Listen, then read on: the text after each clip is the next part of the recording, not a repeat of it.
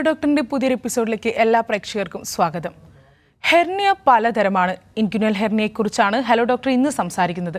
നമുക്കൊപ്പമുള്ളത് Pushpagiri medical college ഹോസ്പിറ്റലിലെ general surgery വിഭാഗം senior resident doctor James Mathew ആണ്. നമസ്കാരം ഡോക്ടർ. നമസ്കാരം. പ്രേക്ഷകർക്ക് ഡോക്ടറോട് സംശയം ചോദിക്കാൻ താഴെ കാണുന്ന നമ്പറിൽ വിളിക്കാവുന്നതാണ്. ഡോക്ടർ, ആദ്യം തന്നെ ചോദിക്കുകയാണ്, ഹെർണിയ പലതരത്തിലുണ്ടല്ലോ, എന്താണ് ഇൻക്യുനൽ ഹെർണിയ? ഇൻക്യുനൽ ഹെർണിയ എന്ന് വെച്ചാൽ സാധാരണ രീതിയിൽ നമ്മുടെ ഒടിയിൽ ഇൻക്യുനൽ റീജിയനിൽ വരുന്ന ഒരു മുഴ. അതിൻ്റെ ഒരു പ്രത്യേകത എന്താണെന്ന് വെച്ച് കഴിഞ്ഞാൽ, ഒരു കൂടുതൽ ആൾക്കാരിലും പ്രായം കൂടുതലായവരിലാണ് ഇത് കൂടുതലായി കാണുന്നത്. പോരാത്തതിന് ഇതിനകത്ത് കുടലോ അല്ലെങ്കിൽ കുടലിനകത്ത് കൊഴുപ്പുകളോ ആയിരിക്കും സാധാരണ രീതിയിൽ ഈ ഒരു മുഴയായിട്ട് തള്ളി വരുന്നത്.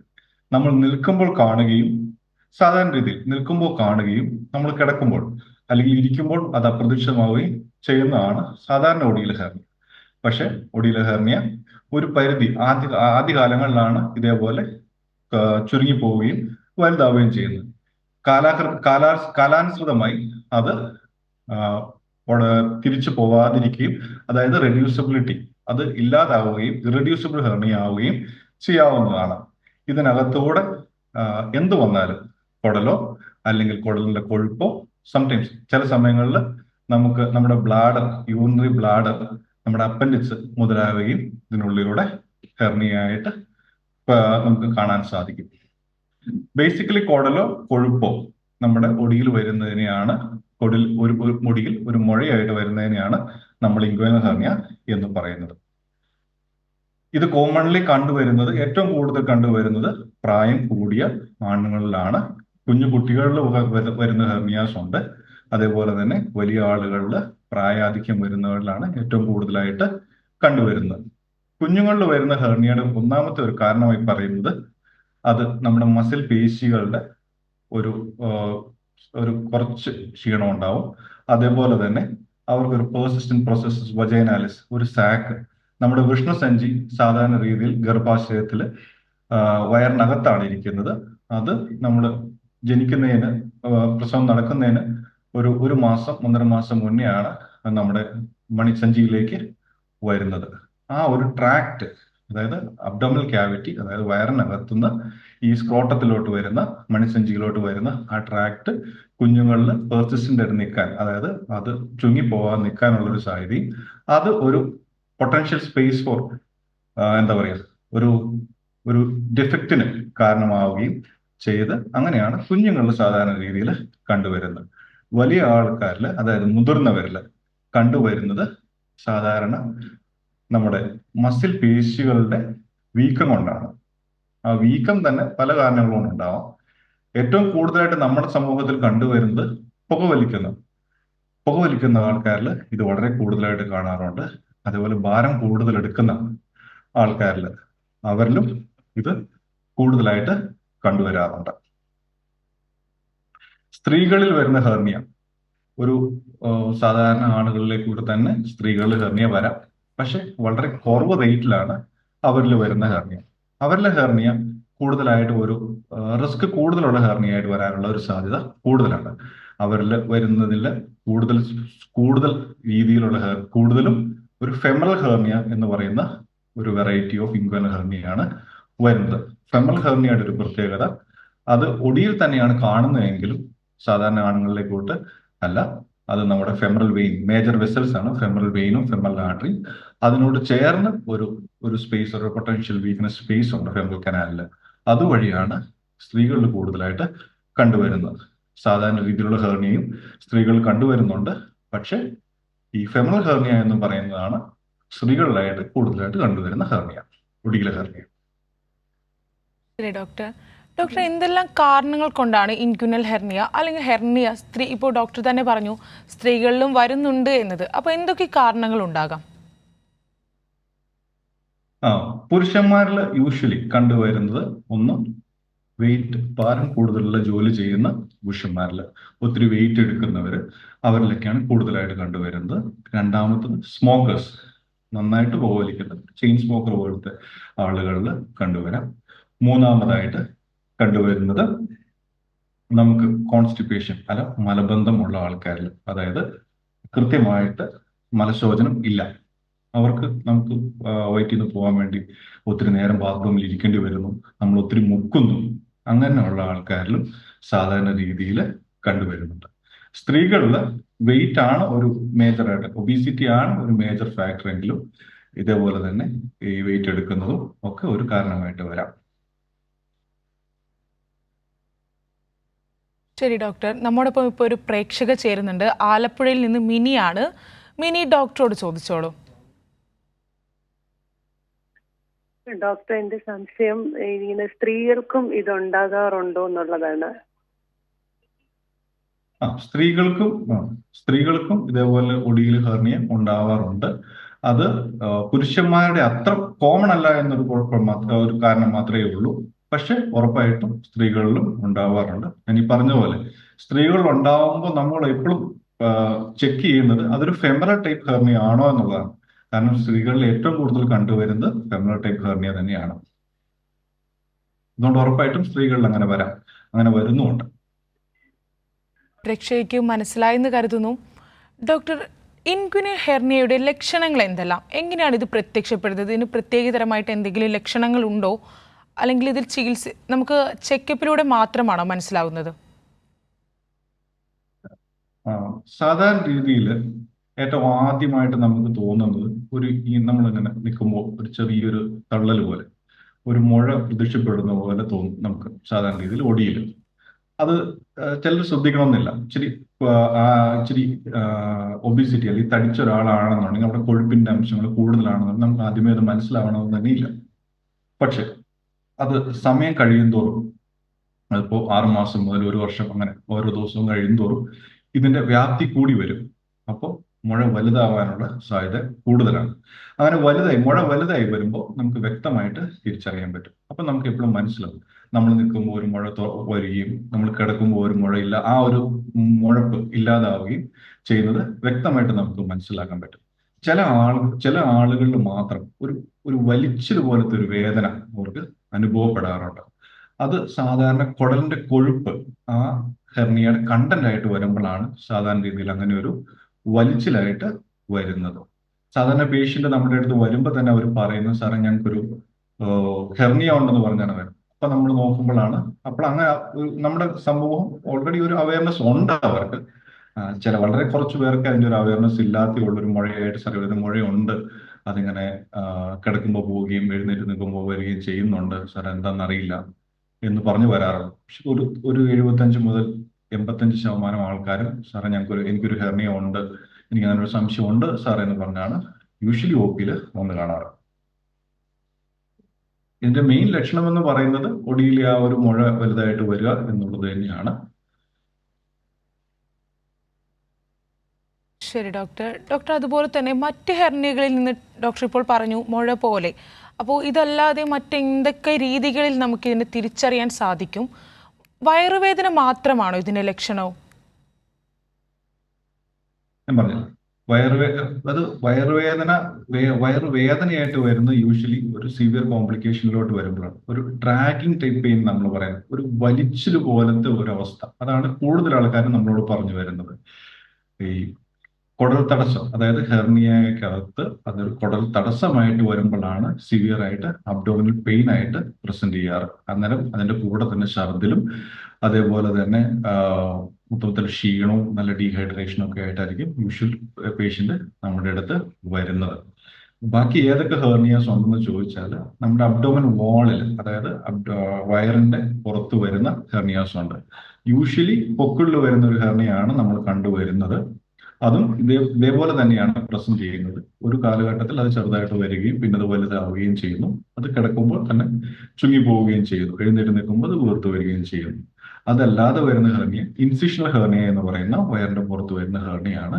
നമ്മൾ എവിടെയൊക്കെ അബ്ഡോമന്റെ സർജറി ചെയ്താലും, ഓപ്പൺ സർജറി അല്ലെങ്കിൽ ലാപ്രോസ്കോപ്പി സർജറി ചെയ്താലും അവിടെ ഒരു പൊട്ടൻഷ്യൽ വീക്ക്നെസ്, അവിടെ മസിലിന് എപ്പോഴും ഒരു വീക്ക്നെസ് ഉണ്ടാവാനുള്ള സാധ്യത കൂടുതലാണ്. അതുവഴി നമ്മുടെ ആമാശയം അല്ലെങ്കിൽ കുടലുകളോ തള്ളിവരാം, കുടലിന്റെ കൊഴുപ്പുകൾ തള്ളിവരാം, അല്ലെങ്കിൽ ഇതിനിടയ്ക്കുള്ള ഫാറ്റും തള്ളി വരാനുള്ള ഒരു സാധ്യത വളരെ കൂടുതലാണ്. ഇൻസിഷൻ ഹേർണിയയുടെ ചികിത്സയും ഇൻഗ്വനൽ ഹേർണിയയുടെ ചികിത്സയും എല്ലാം വല വെച്ചിട്ടാണെന്നുണ്ടെങ്കിലും അതിന്റെ അപ്രോച്ച് എല്ലാം വ്യത്യാസമുണ്ട്. ഡോക്ടർ, ഇപ്പോൾ നമ്മോടൊപ്പം കോഴിക്കോട് നിന്ന് അശോകൻ ചേരുന്നുണ്ട്. അശോകൻ, ഡോക്ടറോട് ചോദിച്ചോളൂ. ഹലോ ഹലോ, സംസാരിച്ചു. ഹലോ ആ ഞാൻ ചോദിക്കുന്നത് സാറേ, എൻ്റെ മകൾക്ക് എർണിയന്റെ അസുഖം വന്നിരുന്നു. ഹലോ ചോദിച്ചോളൂ. ഹലോ, എൻ്റെ മകൾക്ക് എർണിയന്റെ ഇത് വന്നിന്. ഹലോ ആ ഹലോ, ഒന്ന് വ്യക്തമായി പറയാമോ? ഹലോ കേൾക്കാൻ പറ്റും.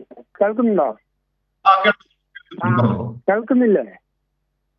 ഹലോ ഉണ്ട്, കേൾക്കുന്നുണ്ട്, പറഞ്ഞോളൂ. ഹലോ ഡോക്ടറോട് ചോദിച്ചോളൂ.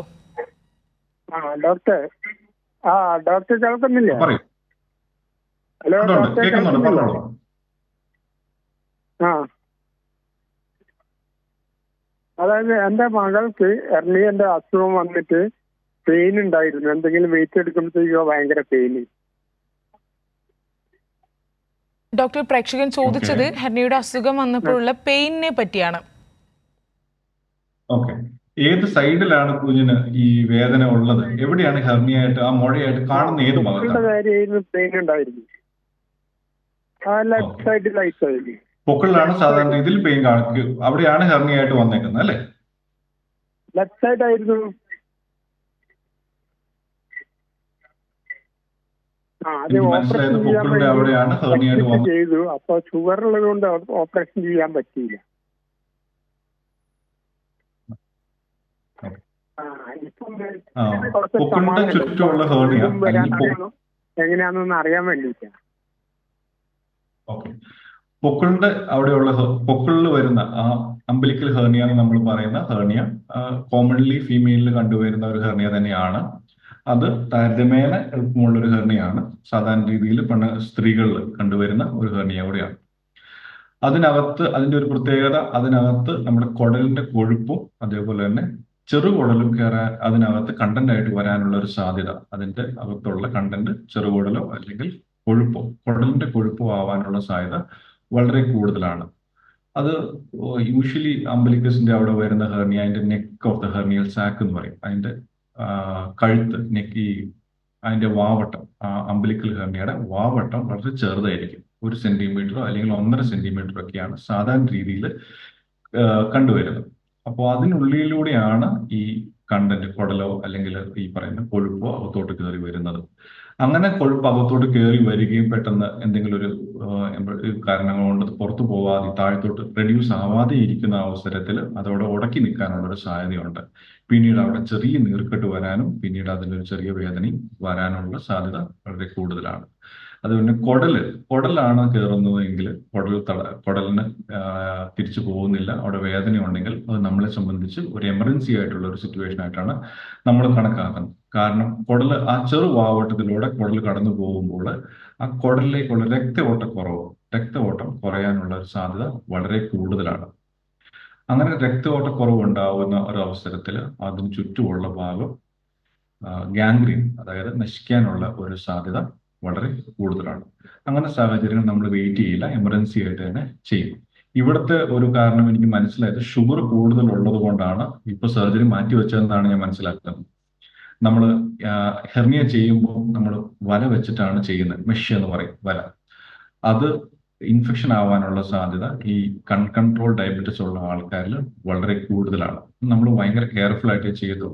കാരണം ഒരു പ്രാവശ്യം മെഷ് ഇൻഫെക്റ്റഡ് ആയ നമ്മൾ ആ ചെയ്തതെല്ലാം വീണ്ടും ചെയ്ത് ആ വല എടുത്ത് മാറ്റിയാൽ മാത്രമേ ആ മുറിവ് ഉണങ്ങത്തുള്ളൂ. ഓരോ പ്രാവശ്യവും സർജറി ചെയ്യുന്നത് കൂടുതൽ കോംപ്ലിക്കേഷൻസിലേക്ക് നമ്മളെ ചെന്ന് എത്തിക്കാൻ സാധ്യതയുണ്ട്. അതുകൊണ്ട് ഏറ്റവും സേഫ് ആയിട്ടുള്ള പീരീഡിൽ സർജറി ചെയ്യുക എന്നുള്ളതാണ് അഡ്വൈസബിൾ. ഷുഗർ ഒത്തിരി കൂടുതൽ നിൽക്കുന്ന സമയമാണെങ്കിൽ അത് കൺട്രോൾ ചെയ്തിട്ട് മാത്രമേ നമ്മൾ സർജറി ചെയ്യാറുള്ളൂ. ഡോക്ടർ, നൂതന ചികിത്സാ മാർഗങ്ങൾ എന്തൊക്കെയാണ് ഹെർണിയയ്ക്ക്? സർജറി ഒഴിവാക്കാനാവുന്ന സാഹചര്യമുണ്ടോ? നമുക്ക് സർജറി, ഹെർണിയയ്ക്ക് ട്രീറ്റ്മെന്റ് എന്ന് പറയുന്നത് സർജറി തന്നെയാണ്. അത് തന്നെ 2 രീതിയിൽ ചെയ്യാം. ഒന്ന് കീ ഹോളായി സർജറി ചെയ്യാം, പിന്നെ ഒന്ന് ഓപ്പൺ ആയിട്ട്, ക്ലാസിക്കൽ ഓപ്പൺ ആയിട്ട് മെഷ് വെച്ച് സർജറി ചെയ്യാം. എപ്പം നമുക്ക് സർജറി അവോയ്ഡ് ചെയ്യാം? ഇപ്പൊ ഞാൻ ആദ്യം പറഞ്ഞ പോലെ ചെറിയൊരു മുഴ ചെറിയൊരു മുഴ ഇനീഷ്യൽ സ്റ്റേജ് ആണ്, കണ്ടു തുടങ്ങിയിട്ട് നിസ്സാര സമയമേ ആയിട്ടുള്ളൂ. അങ്ങനത്തെ ഒരു സാഹചര്യത്തിലാണെങ്കിൽ നമുക്ക് വേണമെങ്കിൽ പേഷ്യന്റിനോട് നിങ്ങൾക്ക് കുറച്ച് ദിവസം കൂടെ കുറച്ച് നാളുകൂടെ, ഒരു മാസം 1.5 മാസമൊക്കെ നിങ്ങൾക്ക് വെയിറ്റ് ചെയ്യാമെന്ന് പറയാം. അപ്പോഴും നമ്മൾ പറയുമ്പോൾ അവരോട് ഇതിന് വരാൻ സാധ്യതയുള്ള കോംപ്ലിക്കേഷനെ കുറിച്ച് എക്സ്പ്ലെയിൻ ചെയ്ത് കഴിഞ്ഞിട്ട് മാത്രമേ പറയാവുള്ളൂ.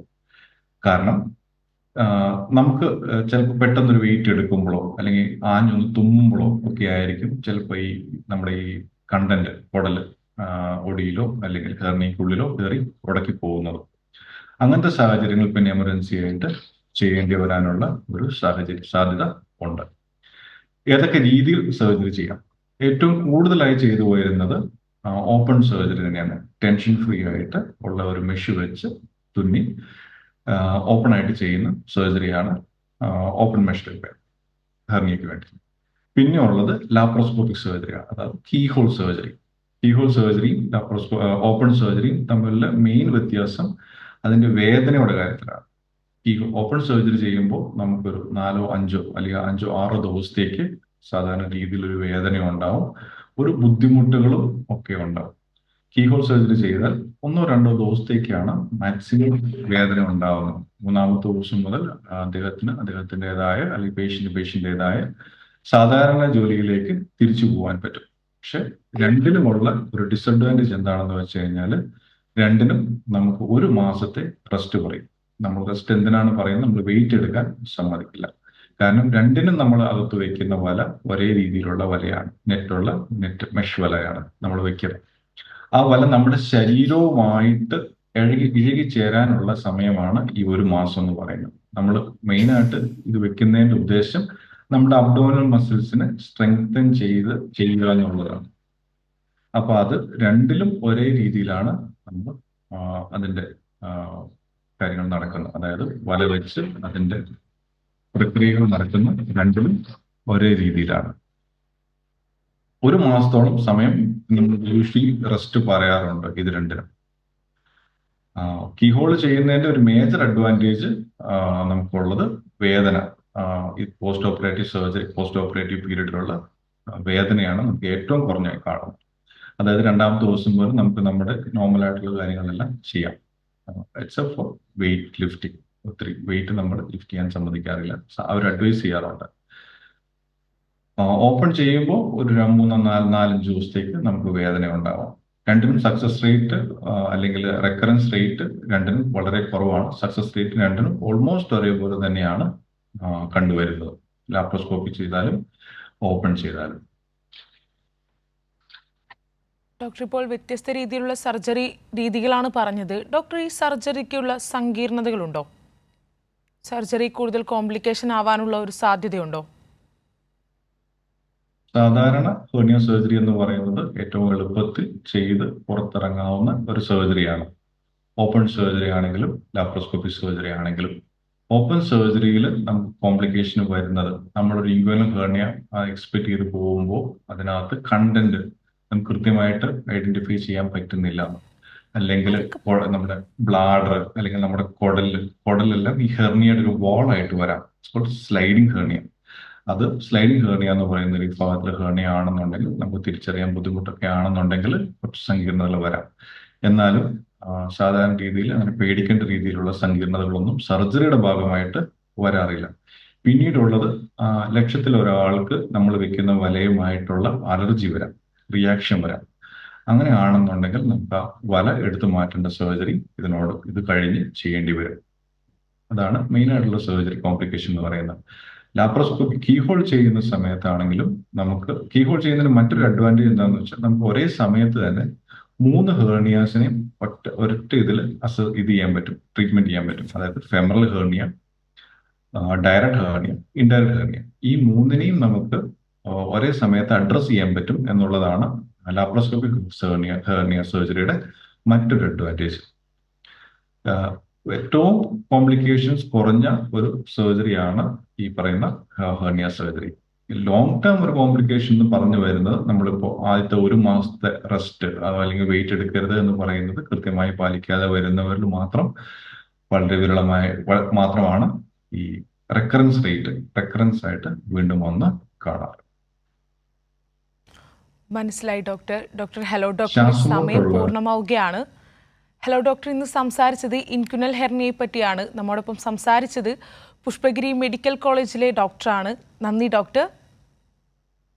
Thank you for calling. Hello doctor പൂർണ്ണമാവുകയാണ്. നമസ്കാരം.